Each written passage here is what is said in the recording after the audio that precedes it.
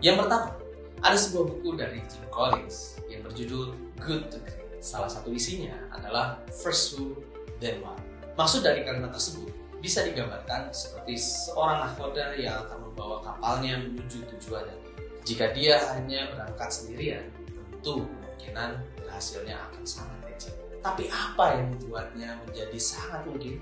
Yaitu ada sebuah tim berupa awak kapal seperti contohnya juru masak, bagian kebersihan, awak yang mengawasi layar, dan sebagainya. Dari gambaran tersebut, saya ingin menekankan bahwa awalnya Anda mungkin membangun bisnis hanya sendirian. Tapi ketika ingin memperbesar bisnis Anda tidak bisa sendirian. Ingat, nahkoda membutuhkan tim. Aspek penting kedua adalah SDM dapat membangun sistem dan budaya yang baik. Karena perusahaan yang hebat memiliki keduanya. Sistem yang dimaksud di sini seperti job desk, instruksi kerja, SOP, dan lain sebagainya. Sedangkan yang dimaksud budaya positif adalah budaya yang dibangun untuk membentuk identitas atau karakter dari perusahaan tersebut. Figuritas dapat ditelan waktu, sedangkan sistem dan budaya akan bertahan lama. Sistem dan budaya yang dibangun SDM ini ibaratnya dapat menjadi resep sukses yang menjaga perusahaan tetap sustain untuk jangka waktu yang panjang. Ingat, bangunlah sistem dan budaya, bukan figuritas. Hal ketiga yang akan dibahas adalah manusia melawan mesin. Di zaman modern seperti saat ini, tidak dipungkiri bahwa kita sebagai manusia memang sudah banyak bergantung dengan yang namanya teknologi. Bahkan banyak jobdesk atau posisi yang tadinya menggunakan tenaga manusia sudah bisa digantikan oleh mesin. Jika ada pertandingan antara manusia melawan mesin, menurut Anda siapa yang akan menang? Mesin dapat mengingat lebih baik daripada Anda. Mesin juga dapat menghitung lebih cepat daripada Anda. Mesin tidak pernah marah karena tidak memiliki emosi. Juga tidak mudah bosan dan hal lainnya yang seringkali lebih baik daripada manusia. Tapi ada hal yang sangat penting yang tidak dimiliki oleh mesin. Seperti values, believing, leadership, teamwork, communication, independent thinking, dan culture. Keunikan yang hanya dimiliki manusia inilah yang akan membuat bisnis atau perusahaan Anda berbeda dengan sisi kemanusiaan ini pula yang akan membuat Anda bertahan di dunia 4.0 yang makin canggih. Hal keempat yang menjadikan SDM penting adalah productivity dan innovation. Untuk mempertahankan sebuah bisnis selalu perlu adanya produktivitas dan inovasi baru yang akan terus membuat konsumen selalu tertarik pada apa yang kita tawarkan pada mereka. Semakin produktif suatu resource dan modal, maka akan meningkatkan value suatu bisnis Anda. Dengan adanya inovasi yang baru, akan menjaga keberlangsungan proses bisnis Anda untuk jangka waktu yang selama mungkin. Dan yang terakhir adalah bisnis fokus. Memikirkan strategi bisnis diperlukan yang namanya fokus. Hal ini dapat Anda lakukan ketika SDM dikelola dengan benar. Anda juga dapat menguatkan pilar-pilar utama manajemen seperti perencanaan yang lebih baik dalam mencapai target bisnis, eksekusi yang cepat dan tepat, monitoring dashboard performa bisnis, dan tidak lupa melakukan evaluasi sebagai bagian dari continuous improvement untuk pengembangan bisnis yang lebih baik.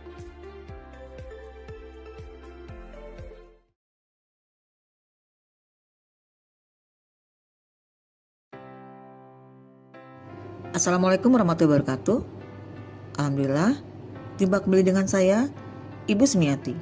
Kali ini saya akan menjelaskan materi tentang aset tetap tidak berwujud atau intangible asset. Sebelum kita mulai pembelajarannya, marilah sama-sama kita melafazkan basmalah. Bismillahirrohmanirrohim. Aset tetap tidak berwujud itu adalah suatu aset yang tidak terlihat wujudnya, namun memiliki nilai bagi perusahaan dan umur ekonomisnya lebih dari 1 tahun. Berikut ini adalah karakteristik dari aset tetap tidak berwujud. Yang pertama, didapat atau dibeli dari pihak lain atau dari perusahaan itu sendiri.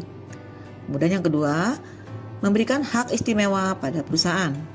Yang ketiga, memberikan manfaat dan dapat digunakan dalam kegiatan normal perusahaan. Dan yang terakhir yang keempat, mempunyai masa kegunaan relatif permanen atau lebih dari satu periode akuntansi.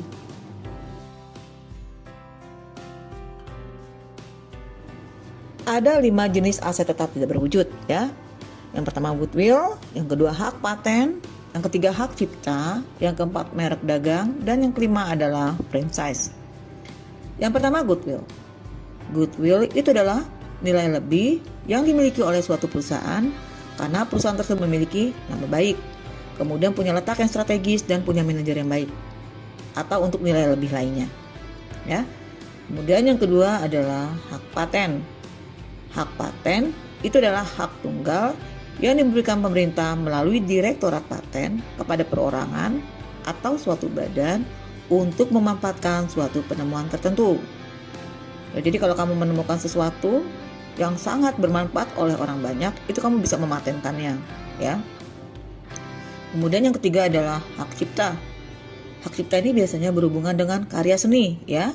Jadi hak cipta itu adalah hak tunggal yang diberikan kepada orang atau suatu badan untuk memperbanyak dan menjual barang-barang hasil karya seni atau karya intelektual lainnya, seperti misalnya lagu, buku, novel, dan puisi. Nah, yang keempat adalah merek dagang. Nah, merek dagang ini adalah hak tunggal yang diberikan kepada orang atau suatu badan usaha untuk menggunakan cap, nama, atau nama usaha. Ya, jadi kalau kamu misalnya akan menjual sesuatu, di situ kamu bisa menentukan mereknya. Yang kelima adalah franchise. Franchise itu adalah hak tunggal yang diperoleh oleh suatu perusahaan dari perusahaan lain untuk mengkomersialkan produk, proses, teknik, atau resep tertentu. Nah, contoh franchise ini contohnya kayak McD, kemudian kayak KFC, kemudian juga ada misalnya Dunkin Donut dan sebagainya. Ya.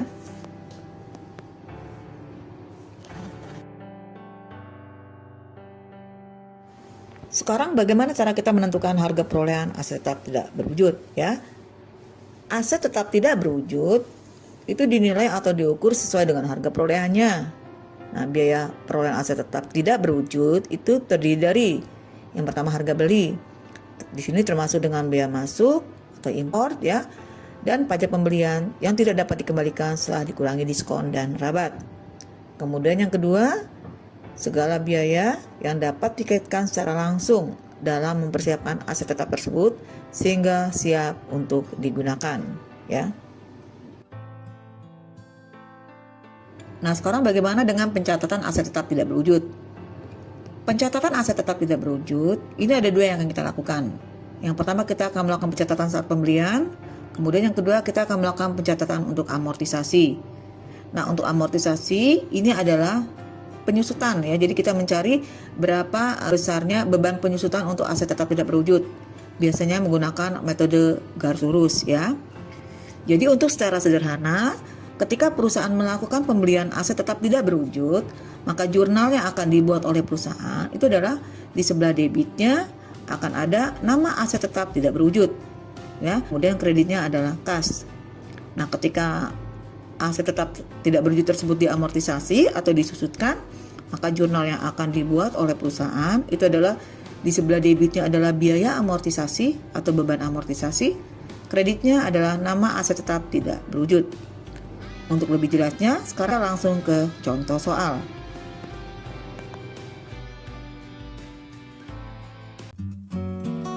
Pelatihan dan pengembangan SDM. Dalam upaya menjaga serta meningkatkan produktivitas organisasi pendidikan, diperlukan sumber daya manusia yang kompeten dan militan.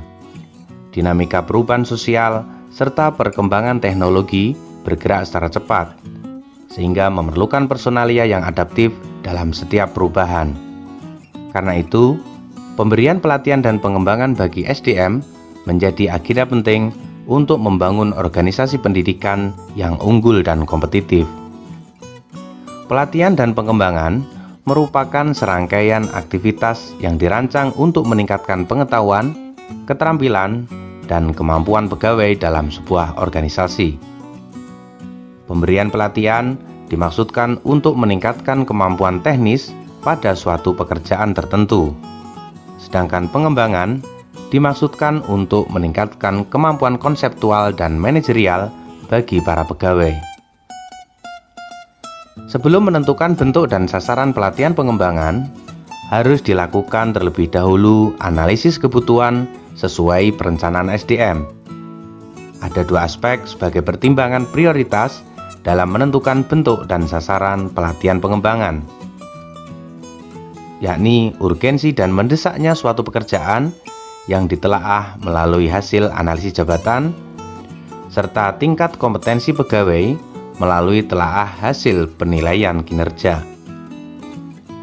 Sekarang kita coba melakukan identifikasi untuk menentukan prioritas bentuk dan sasaran pelatihan pengembangan, yakni dengan memberikan interval skor 1 sampai dengan 3 pada masing-masing aspek urgensi pekerjaan dan tingkat kompetensi.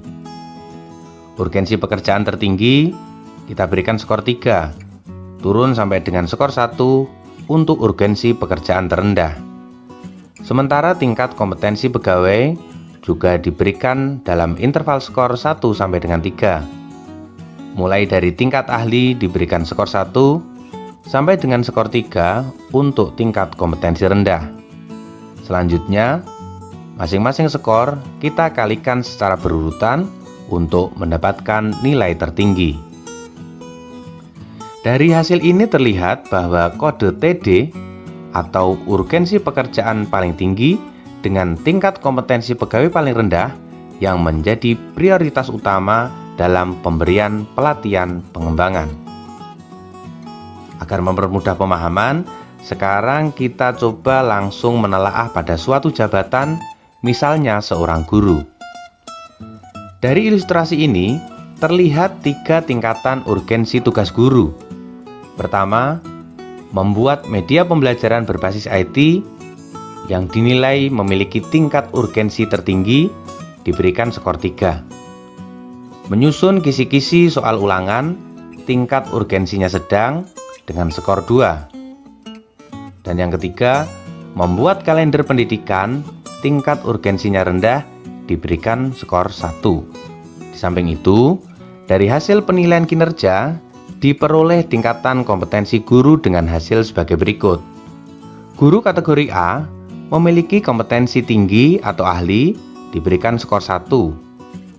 Guru dengan kategori B memiliki kompetensi menengah dengan skor 2. Serta guru kategori C dengan kompetensi tingkat dasar dengan skor 3. Dari hasil perhitungan skor tertinggi, maka prioritas utama pelatihan perlu diberikan kepada guru-guru dengan kategori C, yaitu untuk memperkuat kemampuan dalam membuat media pembelajaran berbasis IT. Dengan demikian, dasar dilaksanakannya pelatihan tersebut karena memang uraian tugas yang tergolong penting dan mendesak, di samping kemampuan guru yang masih rendah. Lalu bagaimana dengan prosedur dan tahapan dalam melakukan kegiatan pelatihan pengembangan? Berikut ini salah satu model yang bisa kita gunakan. Proses pelatihan dibedakan dalam 3 tahapan, yaitu tahap persiapan, tahap pelatihan, dan tahap evaluasi.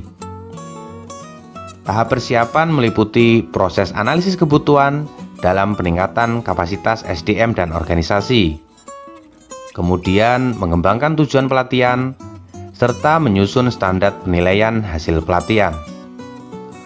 Tujuan pelatihan sebagai dasar dalam perumusan desain dan alur pelatihan.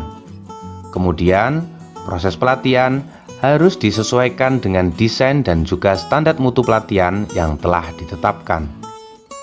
Pada tahap evaluasi, dilakukan pengukuran hasil pelatihan serta menilai ketercapaian tujuan yang telah ditetapkan. Proses ini berjalan secara sistematis dan berkelanjutan untuk menghasilkan SDM di organisasi pendidikan yang profesional.